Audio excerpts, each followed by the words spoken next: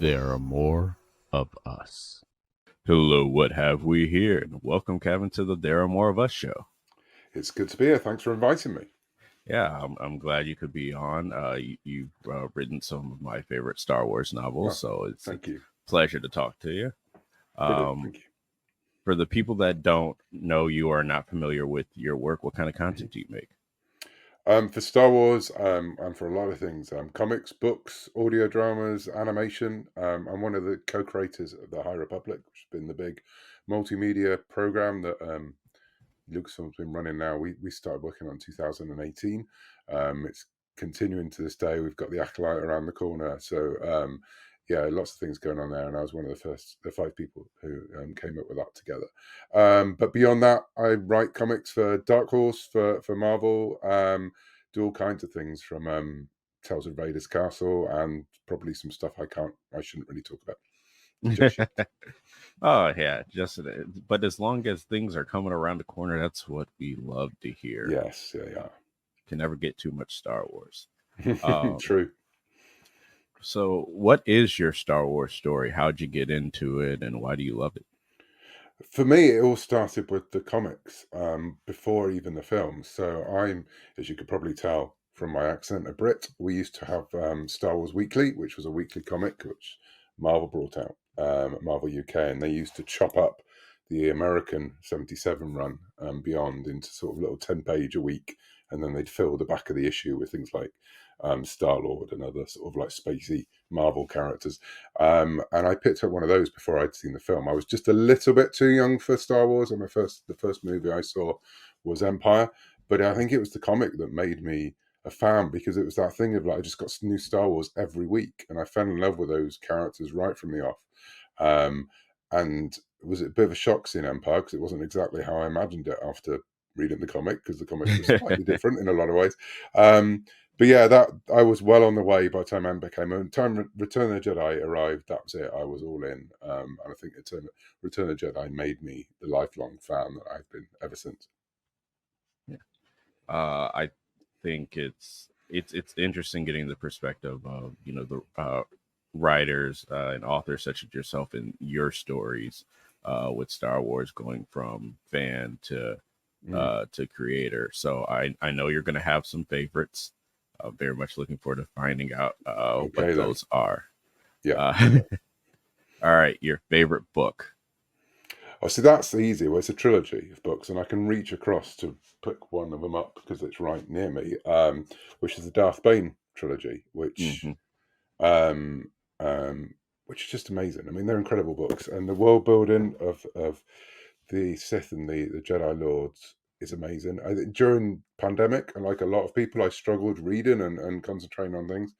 And it was going back to those three books and sitting down when I couldn't do anything else and reading what Drew did in that trilogy. That sort of kick-started my entire pandemic of reading binge. Yeah, I go back to them all the time. I love them so much. Yeah, the Old Republic is such a rich era, and I think Mm, that was uh, one of my favorite aspects. I think more so the books and the games. Like I enjoyed the games, but for me, it was really yeah, like and the the comic book. as well. I mean, Hmm. Knights of the Old Republic is just phenomenal, and it influences me on so much that I do to the day. And a lot of people talk about High Republic, and it was never meant to be a replacement. It's not a replacement; it's a completely Hmm. different era. But the love we all had in that room when we first started talking about what became the High Republic of the Old Republic, it was definitely an inspiration right from the off, and we knew that was a really high level to try and aim for. And it's not for me to say whether we have or not, but it was definitely that was the that's what we were using as a barometer. You know, when we were creating the High Republic, we had to try and at least aim for the quality of the Old Republic.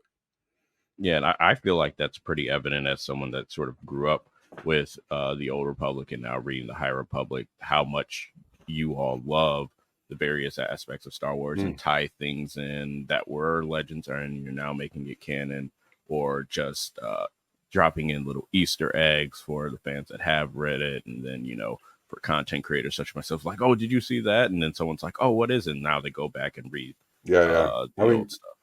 For me personally, I definitely feel like I'm standing on the shoulders of giants. You know, Mhm. it's I think when The Rising Storm, which was one of my novels, and The High Republic came back, it was literally sort of like 30 years to the month that Tim Zorn's trilogy came out. And I guess that and Dark Empire reignited so much in me. So that was a, all these moments keep chiming with me, and remembering the things I literally grew up with.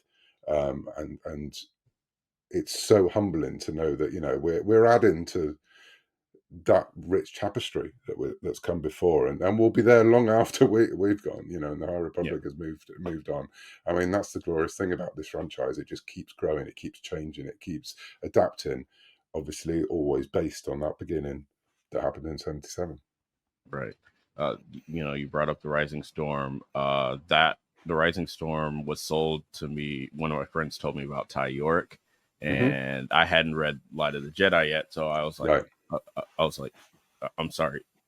Describe that again. Okay, so that literally the night before the Rising Storm dropped, I read Light of the Jedi. Just Right. Okay. just binged it, ready to Deep go. dive. Deep dive.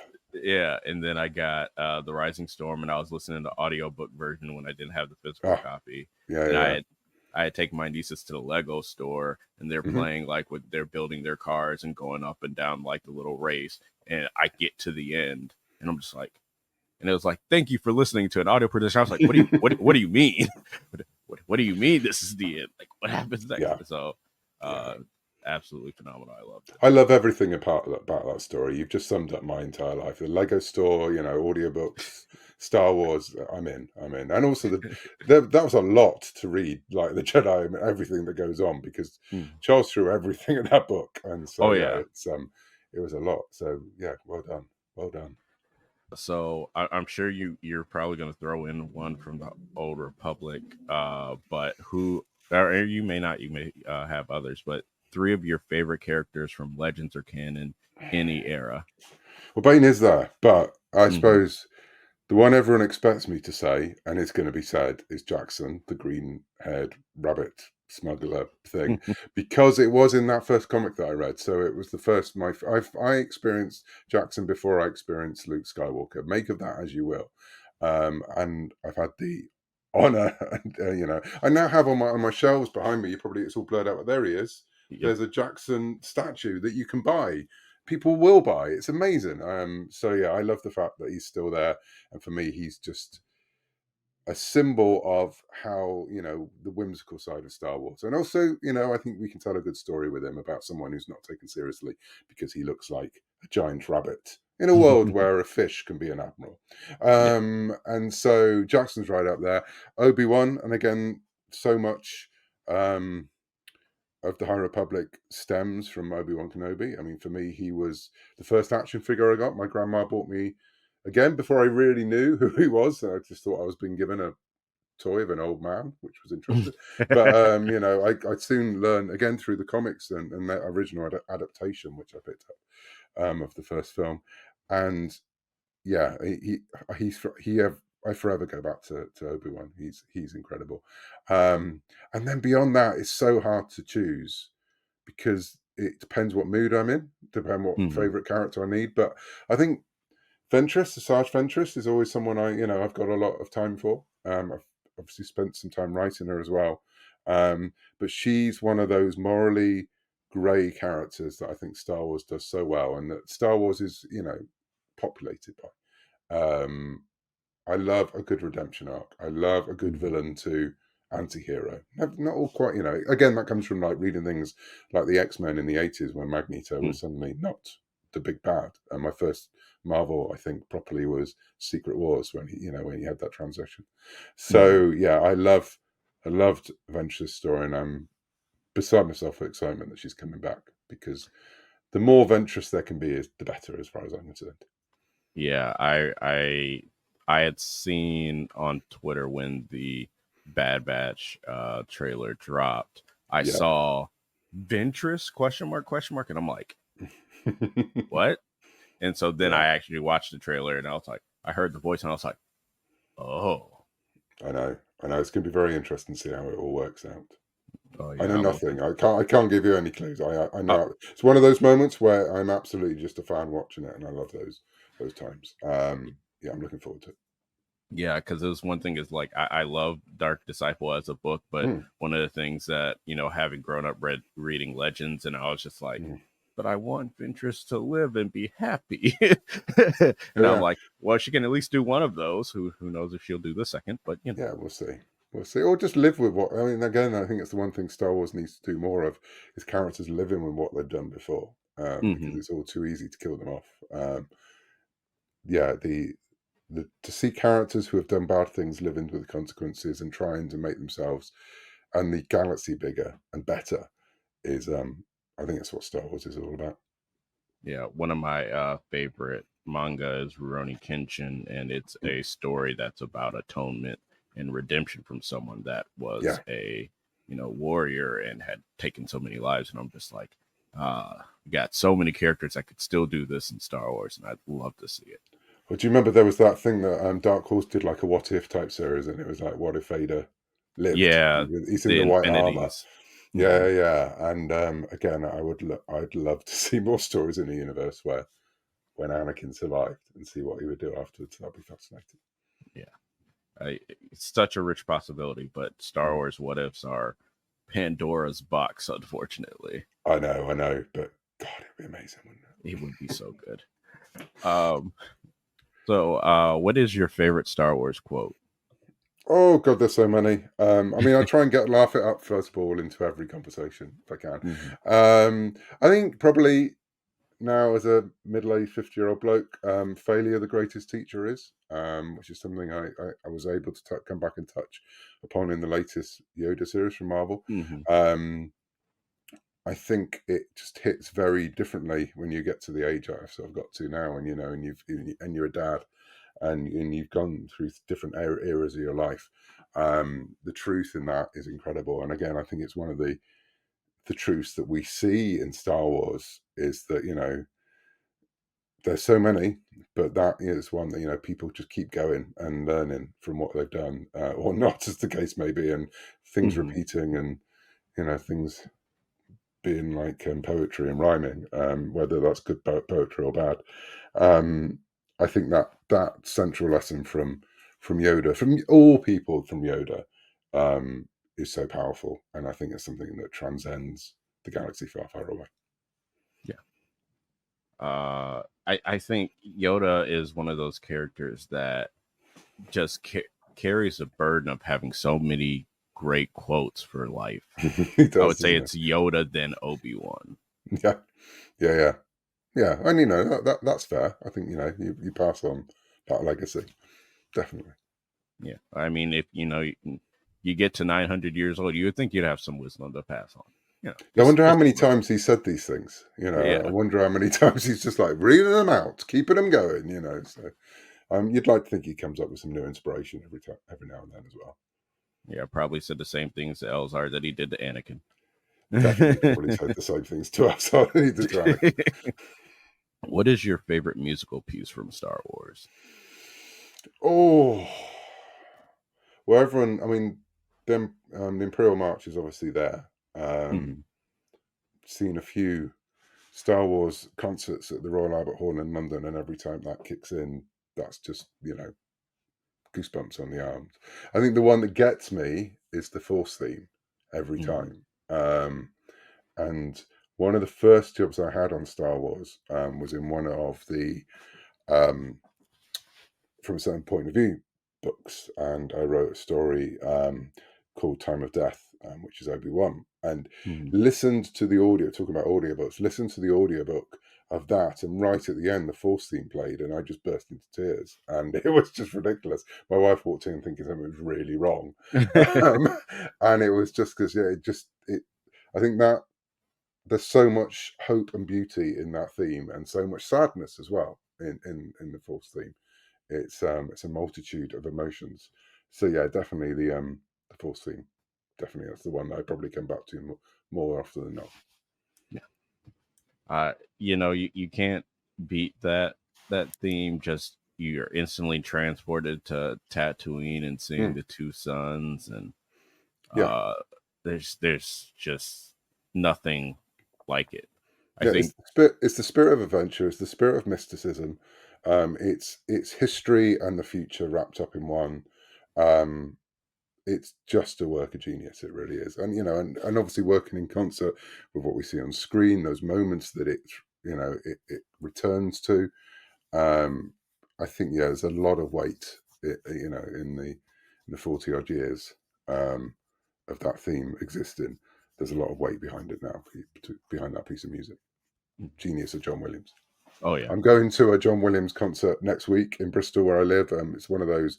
It's Williams and um, Zimmer when they do music from both Hans Zimmer and Hmm. John Williams. And I don't know how much Star Wars content there's going to be because obviously there's everything else as well.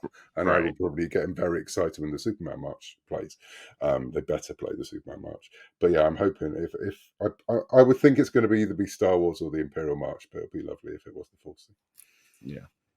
I know I was at Celebration Anaheim, and I was lucky enough to get into the main stage, Mm-hmm. the studio showcase, and was Yeah, they brought out John Williams, and I was like, bucket list checked off, yeah, checked done. off. I Yeah, Yeah, I I'm just finished. the Yeah, man is a legendary. yeah, absolutely, absolutely. Oh, so now we've come to your surprise mystery box question. So you didn't get Okay, this one beforehand. nope. Uh, Okay. as a little bit of preamble, you have written across the High Republic, the prequel era, the original trilogy era, and the sequel era a little bit. Yes. Yeah. So, are you familiar with the Actors on Actors uh, A, series? li- a little bit. It's not something that's really over here, but yeah, I know of its general work. Okay, cool, cool. So, you have to pick, let's say three one-on-ones with characters you've written from different eras. Who are you pairing up, and how does that conversation go? All right. So I'm quizzing these people. Um, I'd love to sit down with Dooku. Hmm. I'd love to sit down with Dooku and get what was really going on in that man's head. What did he really think he was going to achieve? Hmm. What was he thinking when he suddenly had no hands? Um, I never thought, I never actually thought much of the character until I was two things. The first of all, I was given the commission to write a 6 hour radio drama about the guy, so I had to throw myself into it. But then also the Clone Wars and also the Republic comics, which were really important to me. The Dark Horse Republic run. But yeah, I think he's such an underused character, and I was so happy with what Dave did with the Tales of the Jedi animations as well. I'd love to Hmm. see more. Yeah, so I'd love to. I mean, sitting down with a Sith Lord seems to be a foolish errand, but it's something I'd like to do. Um, who would I like to do out of other than Jackson? Other than Jackson. Um, well, I tell you what, it'd be quite good to have Chewbacca doing one. I mean, yeah, Hmm. whether you'd understand many of the answers, I don't know. But I mean, talk about the wisdom of Yoda. I reckon that Wookiee knows a lot of stuff, Hmm. and um, I bet you he knows, right from wrong. Well, we know he knows right from wrong, but I bet you he has those moments. I've always loved those ideas that every now and then Han will be, going on one of his schemes, and Chewie's just looking at him and doing the little head turn and stuff. And it's like, so yeah, if I could understand Chewiewook, I think it would be fascinating to talk to that Wookiee about life in the galaxy far, far away, because he knows probably more than most people in there. Oh yeah. From the sequel trilogy, I mean, would it be a cheat in saying General Organa? I mean, because she crosses both eras. Well, it's this general versus princess, so I Princess. think it would work. She's older, she has more life experience. She's a mom, so I feel like it's a totally different conversation. Yeah, I mean, I'd love to sit down with her and talk to about what it really feels to be that, a teenager being the symbol of a rebellion. Hmm. The weight on that shoulders and everything that came afterwards. Again, if you're looking at, I suppose I've chosen three characters there. I mean, whether Chewie is, it's up to interpretation. But they would all have a long-lasting idea of the galaxy because Dooku, let's face it, by the time we see him, and he's in the 70s, so he would have seen from the end of the High Republic all the way through Hmm. to the fall of the Jedi. Chewie has experienced life before and after the Empire, especially if I get him at Return of the Jedi, Hmm. when he's got his cool hair. And yeah, with Leia, it would be really seeing what when I talked about earlier on that cyclical nature of like evil coming and evil going, and people making mistakes and the same mistakes, and asking her what she really thinks of her brother at that point.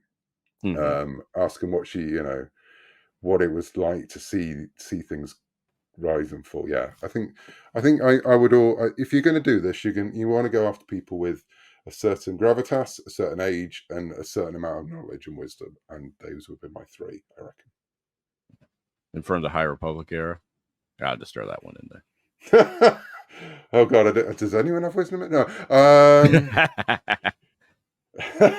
I would like to talk to a Stalin Maru Hmm. because I want to get all his productivity tips because that man literally holds things together, sometimes more often than not. And so, yeah, I'd like to know exactly how he keeps his finger on every pie and keeps everything moving. That'd be handy from a purely productivity guru type sense, definitely. All right. Hey, I mean, those are all fantastic picks. I think we could all use some productivity tips from Mesamaru because, Yeah. sometimes there's some days where you're on it, and then other days you're just like, it's 3 o'clock. What have I done today?